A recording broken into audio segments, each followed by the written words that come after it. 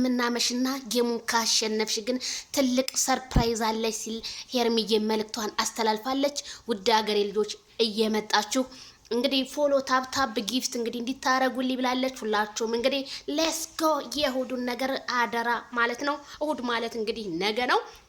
ሄርሚዬ እንግዲህ ባበሻ ቀሚስ ፏ ብትን ድምቅ ብለሽ ስትመጪ ደግሞ እንዴት አባቱ እንደሚያምርብሽ እርግጠኛ ነኝ ማለት ነው። ማይክል ጃክሰን አሁንም እንግዲህ አቋሙን አልቀየረም። ከሄርሜላ ከረሚላ ጋር ነው።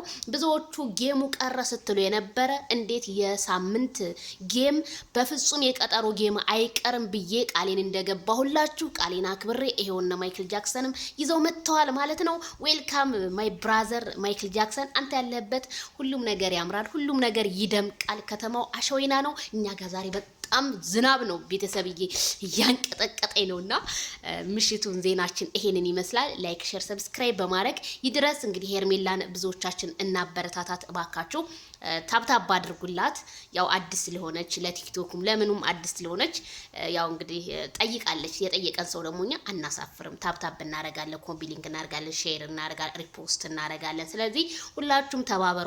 ከረሚላ ይንላለውኝ። እንግዲህ ማይክል ጃክሰን ከካሜራ ጀርባ ወይም ካሜራ ላይ ነገ ታሸነፈች ምን አይነት ፕሮግራም ሊያረግላት እንዲሆን ብዙዎቹ እንግዲህ ቀለበት ፕሮግራም ምናምን እያሉ ነው።